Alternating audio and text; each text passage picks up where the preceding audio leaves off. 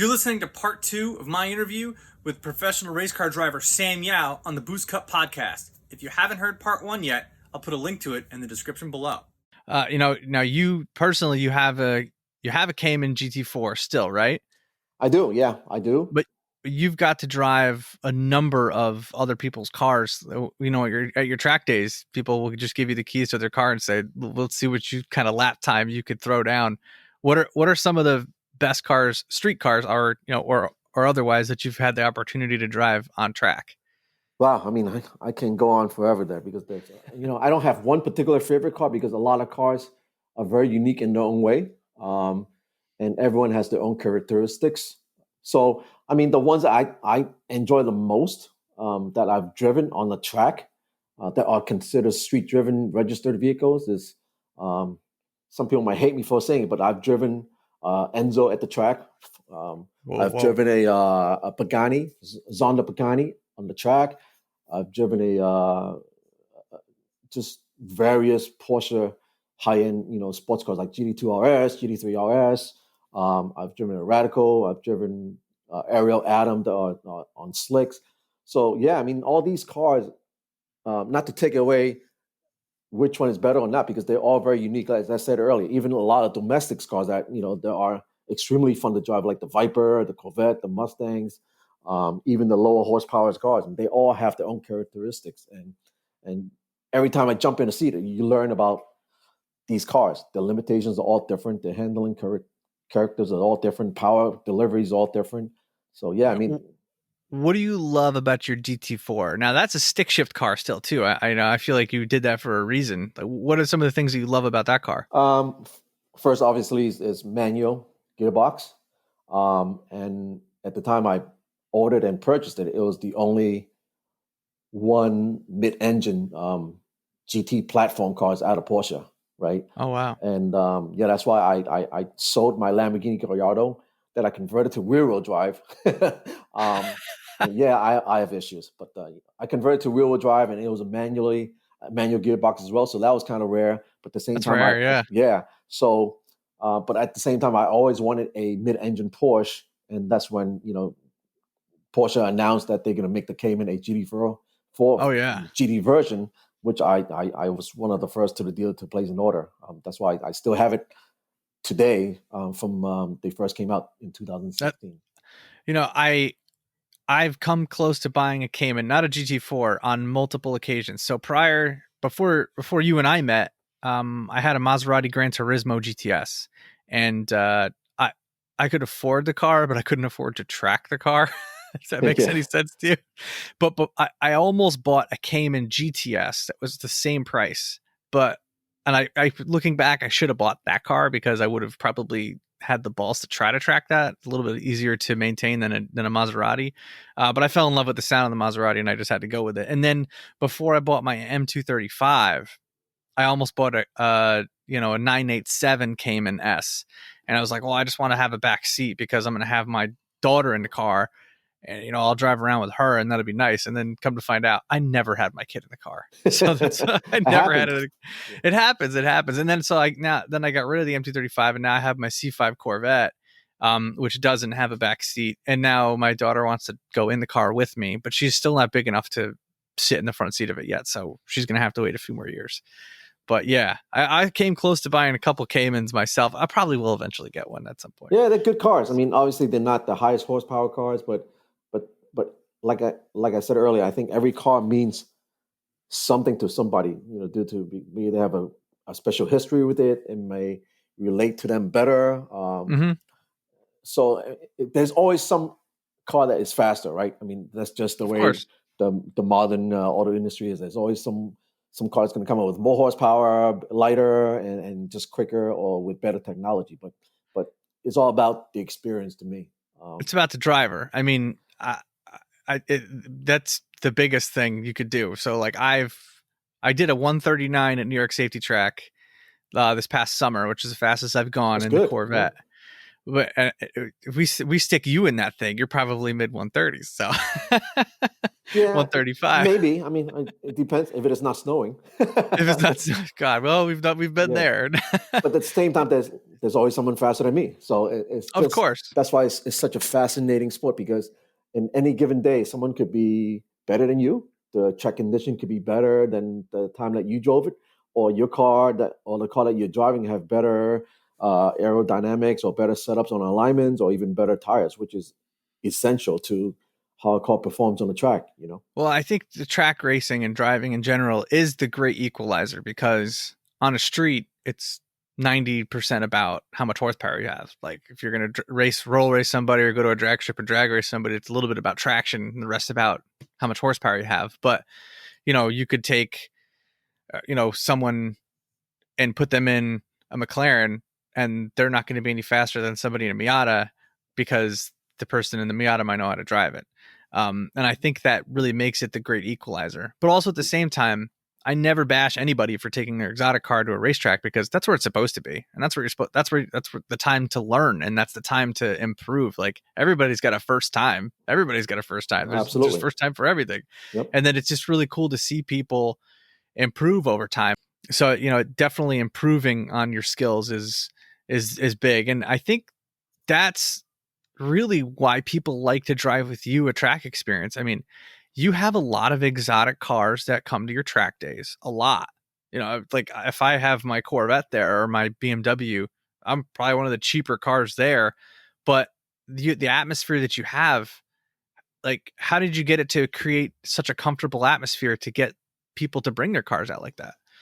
I don't really cater to one particular market or brand or even exoticness of a particular car. I think how this all started with me hosting for the first time, dating, 5 years ago, was, I was part of a car club called Long Island Exotics Club, LIEC. And, Okay. And the few people that knew I had motorsports background had asked me, "Hey, Sam, why don't you try to rent a track, host a track day so we can actually go enjoy these cars where they're really engineered to do." We're sick of doing, every Sunday morning, meet at a bagel spot and drive around endlessly and not really feel safe or just get bored after a while. Can't push it there. Can't push it there. Yeah. So that's when I came across a low key profile track that's kind of unknown, and I'm friends with the owner there, and called New York Safety Track, which you mentioned earlier. And I hosted my first event there. And that club was consisting mostly, I would not say exotic cars, but high-end cars like Porsche, Ferrari, some Aston Martin, some McLarens and stuff like that. But there's also an assortment of other brands like BMWs, even down to like a, what do you call it? Like lower end Miata, NA Miatas, yeah. Just the diversity of cars. So through the years and by word of mouth, my referrals, that more and more high-end sports car owners just realize, you know what, I can really maybe join this group and drive with them, because I can't enjoy these cars on the street, especially here in tri-state area where the roads are pretty crappy. The traffic is basically never goes away, and there's really no roads that they can really enjoy and feel safe doing it at speed. I agree with you, and my mother will tell me, "Oh, don't you think it's not safe to be driving your car around a racetrack?" I go, "Mom, there's nobody texting while they're driving at the racetrack when they're on the track. Nobody's doing that. You got people in tractor trailers, busted traffic, accidents all the time. There's more accidents. I have a bigger risk for driving my car around during the day than I think at a racetrack, because I just think you got to be on point. Everybody's paying attention. You've developed quite a group of guys that I respect, all of them that come to your track days. They're just wealths of knowledge in multiple different fields, but they're all here with that same passion to drive their car, whether it's, a 92 Miata or, a McLaren Senna, which you had at your last track day. And, I'm looking forward to coming to your track days in 2021. I have already dog-eared Thompson in the book. Awesome. I'm definitely coming to that one because I don't need a trailer. to come to that one. I have AAA Gold, so if my car breaks down and I'm less than 100 miles from my house, they'll bring it back for free. There you go. It's part of the reason why New Jersey Motorsport's been off the list, because it's 200 miles away, and AAA won't tow me back. But I'm looking to get a trailer, like an open trailer. Yeah. The way I could drive down there, because now after trying it out in sim, New Jersey Motorsports Park is a lot of fun, and I really want to come down with you guys and do an event there. What are some of the things that you're going to be doing next year, if you can release that information? I know you're tight-lipped about some of that stuff. Sure. I mean, we have a pretty exciting calendar already contracted with New Jersey Motorsports Park, which consists of 2 tracks. So it's not just one. So when people mention, NJMP, which stands for New Jersey Motorsports Park, there's really 2 track configurations within one facility. So there's basically 2 tracks there. I'm going up to Thompson Motorsports Speedway in Connecticut in September. September 13th. I have it booked. I already looked at on my calendar. So these are contracted at the moment. I am still in dialogue with some people that I might add 1 or 2 to the calendar, but I'm not sure yet, and I don't want to release that until we solidify the operations and partnership with these guys. Because what we do with our events is a little bit different than your other normal arrive and drive programs or track events. Absolutely. Absolutely. So I spend a lot of time and I guess evaluation of what a facility have to offer, because I do plan pre-event festivities, get-togethers with all the drivers, new and old, as well as sponsors that are supporting us through the year. It's all about building the community to me. It's not about a driver just come drive and then drive home and not knowing anyone or not making friends out of it. Because to me, it is an experience, to say the least. I mean, you have a great event usually the night before, and then the day of. If anybody's ever done a track day and then they're done with their track day and they drive home, they're like, I have nobody took a picture of me, nobody took any video of me outside of what I have in my car. There's just nothing. There's no memory.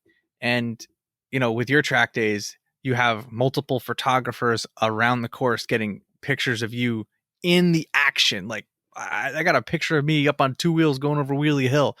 And there you have a video crew, production, both drones and on track. And you do a really good job of trying to get everybody that's there, that's paid, some type of footage. And I think that's important. And I think it's kind of an overlooked thing, because I did a track day at Lime Rock, and I had no pictures of myself or anything, and I had to pay extra afterwards for photos of my car, and which I did.